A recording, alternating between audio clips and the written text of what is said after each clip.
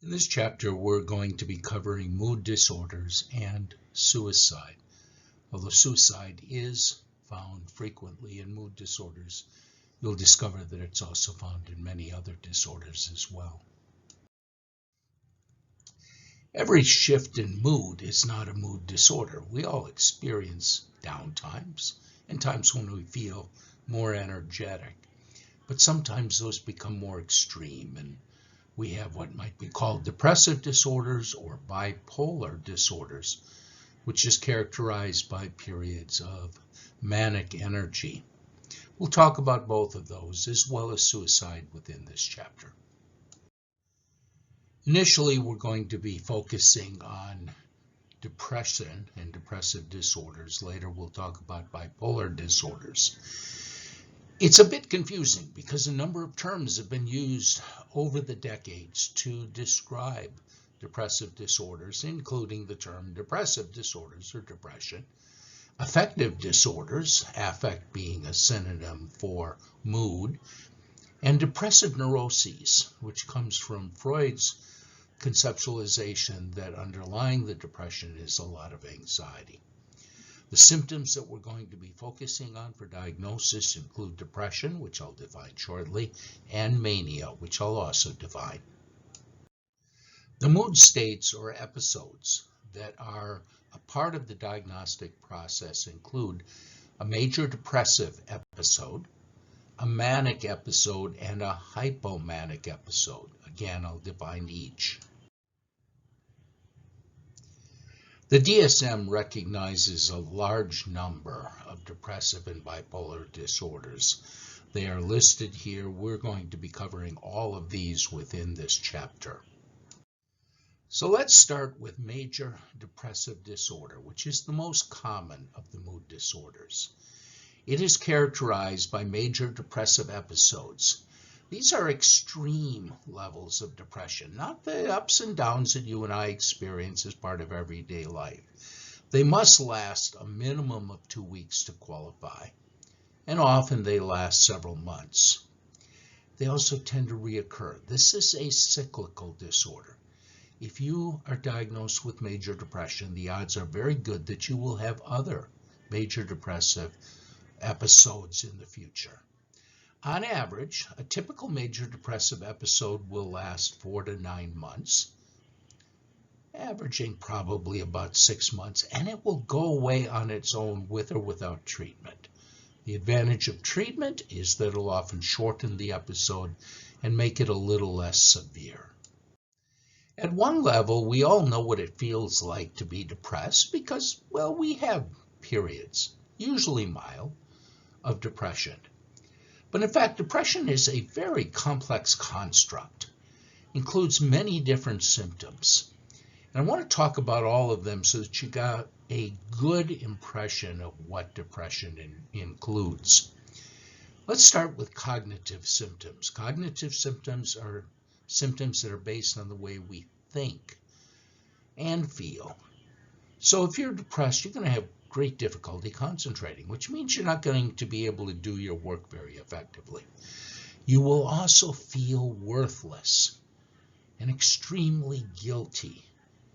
There's a sadness there as well, and a great deal of difficulty making even the most trivial of decisions. Now, it's important to realize that young children can get depressed, but most of the cognitive symptoms that we just talked about don't appear in young children.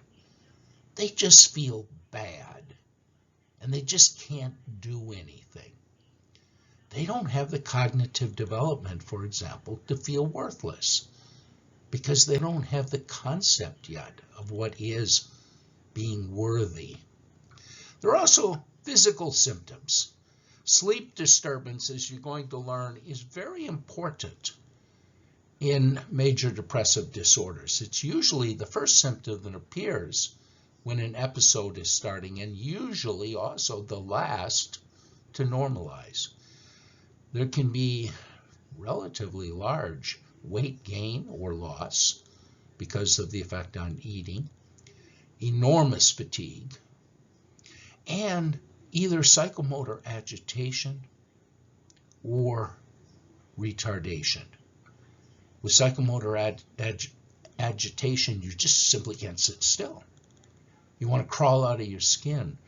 With psychomotor retardation, even lifting your hand is a lot of effort. There's also a lack of pleasure capacity. We call it anhedonia.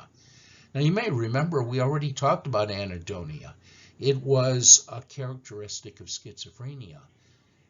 But unlike schizophrenia, when you are depressed, you don't enjoy the things you used to enjoy.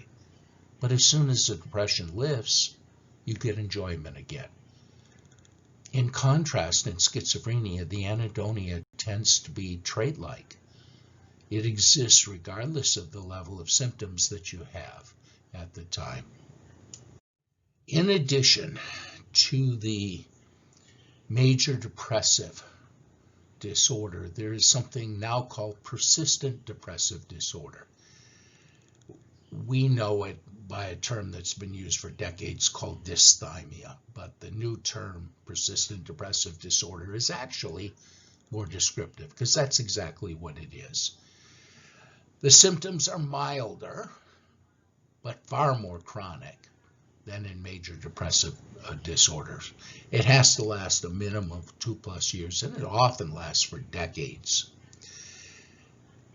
The debate that's been going on now for more than 3 decades is whether this is a disorder like major depressive disorder or a personality disorder, because it's so chronic, seems to be a part of the individual. Occasionally, as you'll see in just a moment, you can have dysthymia and episodes of major depression. And when you have both, that's called double depression. In this slide, we're representing the typical course in some of these depressive disorders. So panel A shows the typical course for major depressive disorder. The lower you go, the deeper the depression. So you have an episode, usually lasting several months, of major depression, followed by a period of virtually no depression, and then another episode, again lasting a few months. Sometimes there's just a few months between episodes, sometimes there's years between episodes. Panel B is typical dysthymia or persistent depressive disorder, not nearly as severe, but very chronic. Panel C is an example of double depression, a dysthymia on which you also have at some point a period of major depressive disorder where the depression got much deeper. Panel D we almost never see. It appears that major depressive disorder is somehow self-limiting. It lasts a few months and then it goes away. And again, it goes away with or without treatment. Treatment may speed it up, but it'll go away by itself. So D doesn't happen. E and F are both examples of a major depression that does not resolve. So that what happens is you go from a major depression into a persistent depressive disorder. F is simply multiple episodes of major depression on top of a dysthymia or persistent depressive disorder. There is a new diagnosis in DSM-5 called disruptive mood dysregulation disorder. This is focused mostly on children. And it's similar to the bipolar disorder. You tend to have some pretty severe depression and some hypomanic episodes.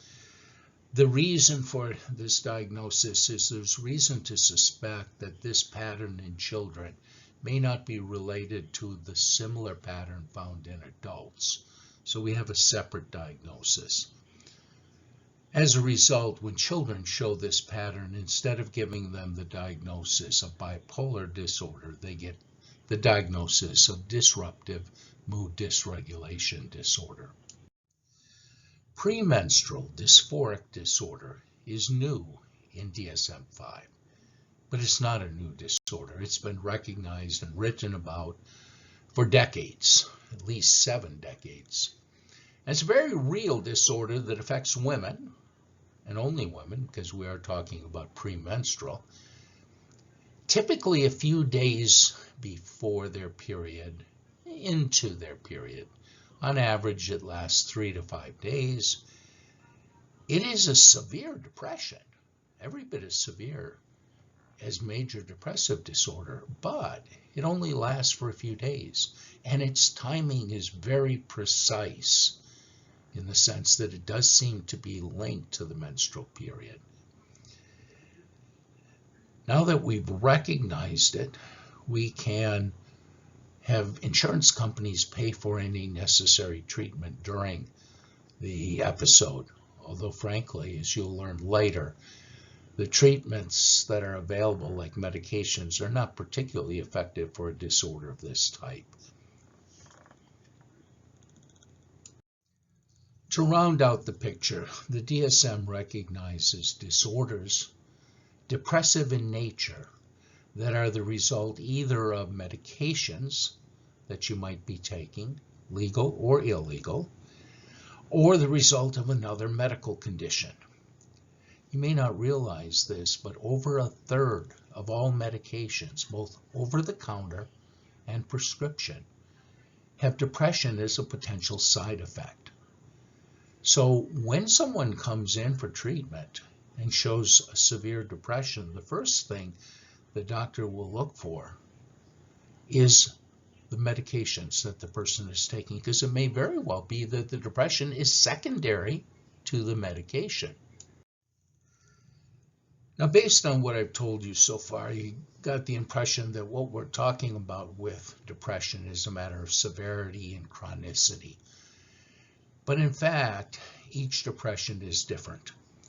And so we have what are called symptom specifiers that describe details of the depression that helps the doctor or therapist to understand what might be going on.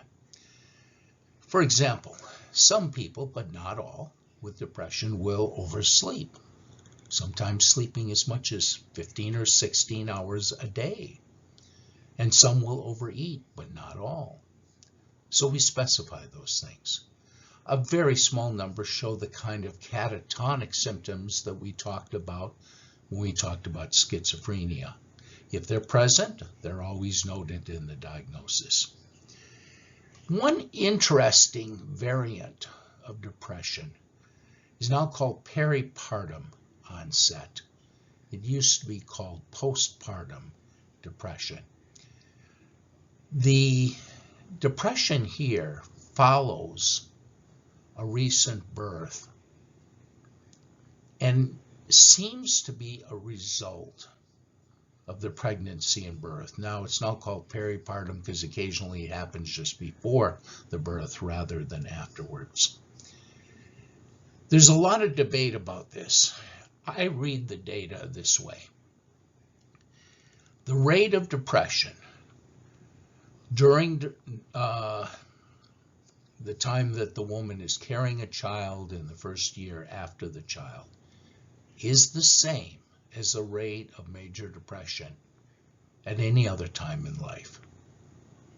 So my conclusion is, and the majority of theorists who study this also believe, that this is just simply an accident of two things: birth of a child and depression happening to occur at the same time. Now, why was it singled out? Because normally, when you give birth to a child, it's a happy event. It's a joyous event. It's exciting to have a new child in your life. So major depression seems so out of place. But in fact, if the rate is not different, it probably is just an accident. A second pattern that's particularly interesting is called seasonal affective disorder. What's interesting about seasonal affective disorder is it tends to start at roughly the same time every single year and ends at almost exactly the same time every single year. So it typically starts in the late fall, early winter, and will last until the early spring or late winter. And it's remarkable, especially in terms of the lifting of the depression, how regular this is. For most people with seasonal affective disorder, their depression will lift within 2 or 3 days of a specific date, year after year after year.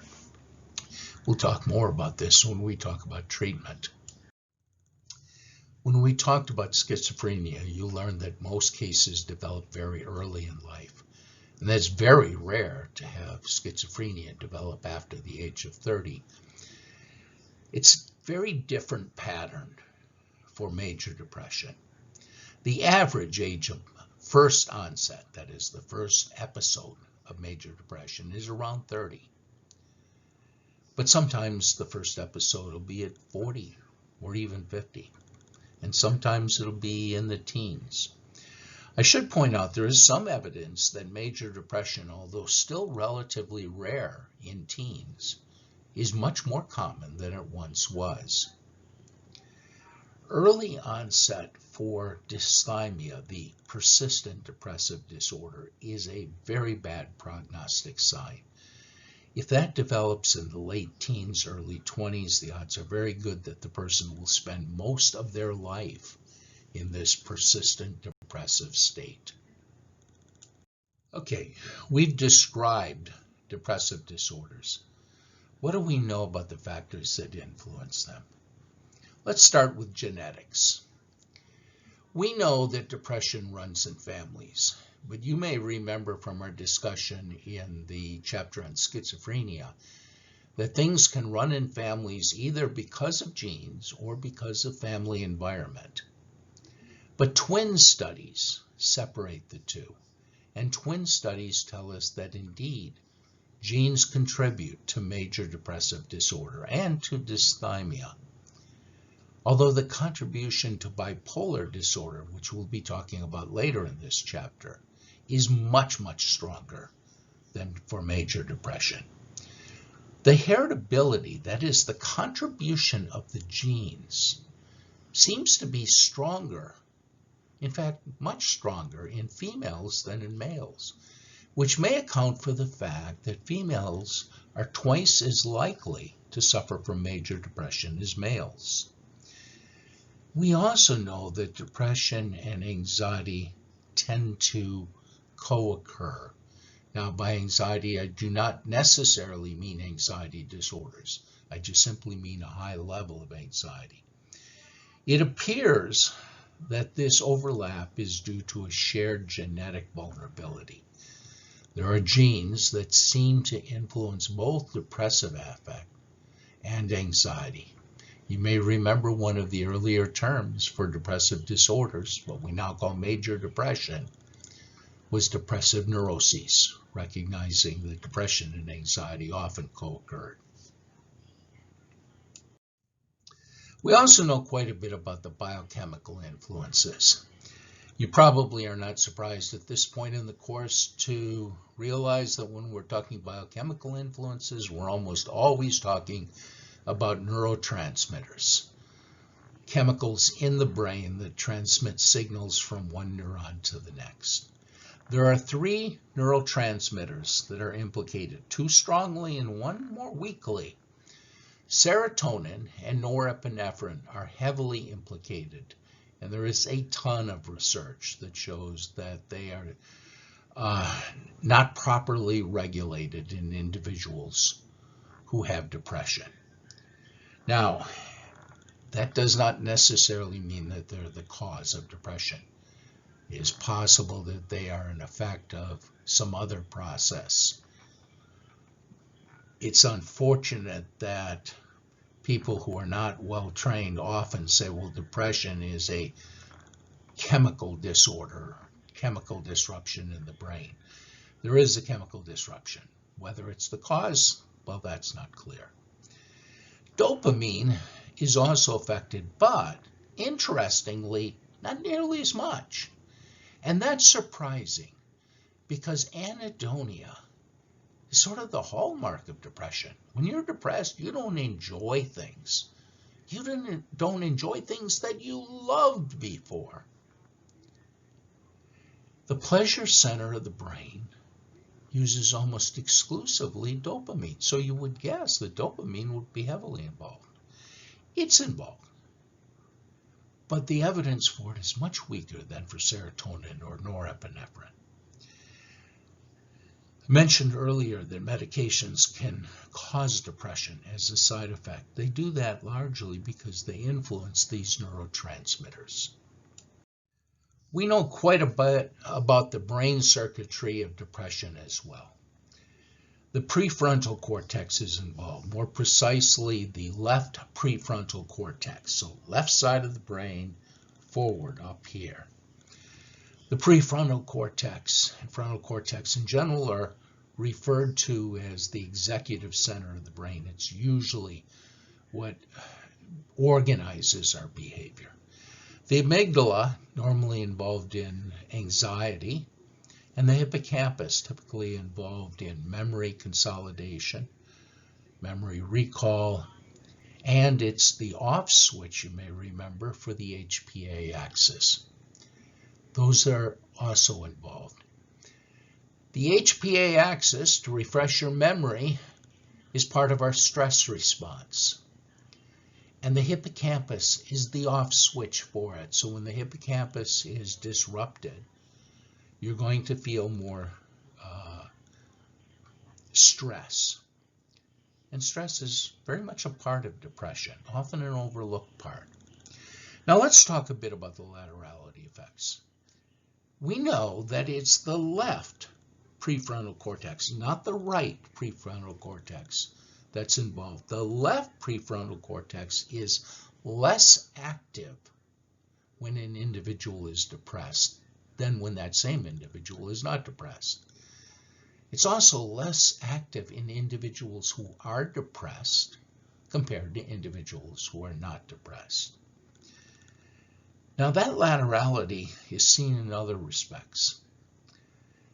Let's assume that someone has a major stroke. If you have a major stroke, it's usually going to be here or here in the brain because your major arteries, the carotid arteries, come up your neck, they branch out, and that's where they branch out is where you tend to get weaknesses and strokes.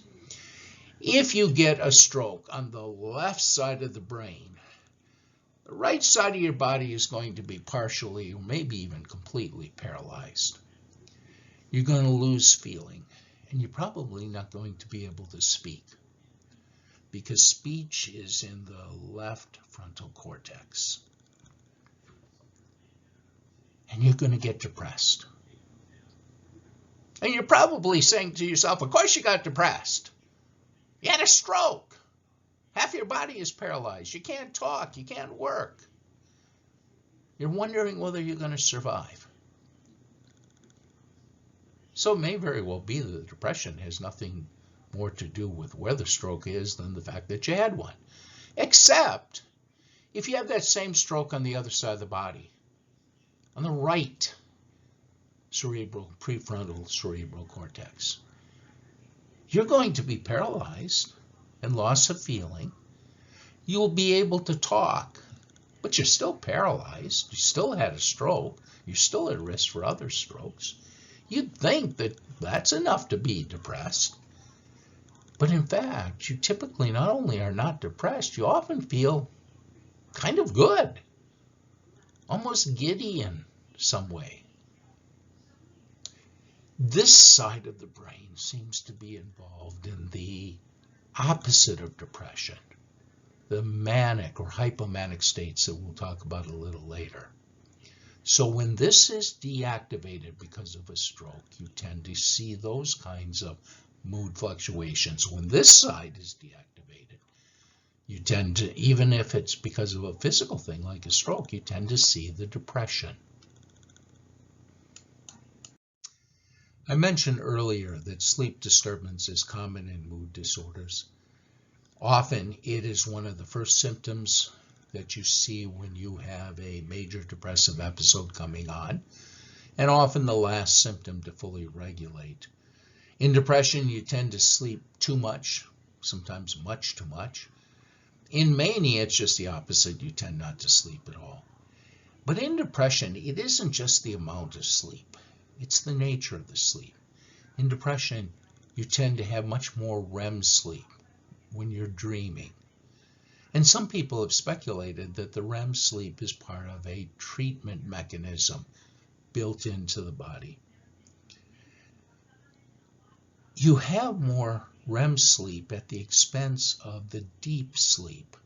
Now, deep sleep serves many purposes, but one of the most important is when the body does a lot of the healing that is necessary because of the beating that the body takes on a daily basis. So if you have major surgery, you'll spend much more time in deep sleep, and you'll be sleeping a lot more because that's how the body heals itself. What's truly interesting about sleep and depression is you can make a depressive episode with serious depression go away in about 3 days by not sleeping for 3 days. Now, as soon as you go to bed and you get a few hours of sleep, you wake up, the depression is going to be back. So it's not a very good treatment. But the fact that sleep deprivation can almost completely wipe out until you get the sleep, the effects of a major depressive episode tells you that the two are very importantly linked. What's the relationship between stress and depression? Often when people are depressed, they do feel stressed. Part of that is because when you're depressed, you don't function as well. And when you're not functioning as well, there's stress because people are upset about that. The question is, can stress contribute to or cause depression? One, it probably does not cause depression. There are other things that are involved at the very minimum. It seems like stress can trigger depression, however.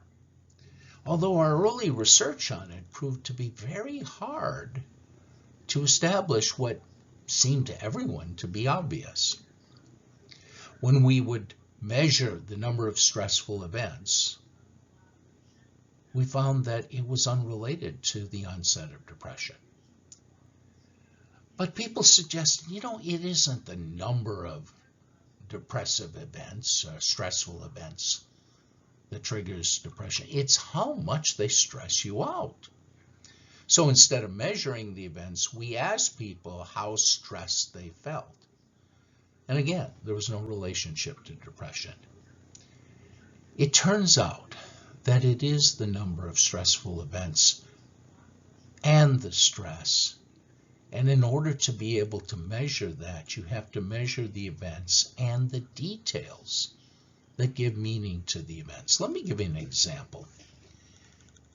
A woman is pregnant. Now, how stressful is that? The answer is it depends. If she's 17 years old and she remembers being at a party and having sex with several guys at the party because she became intoxicated, being pregnant is unbelievably stressful.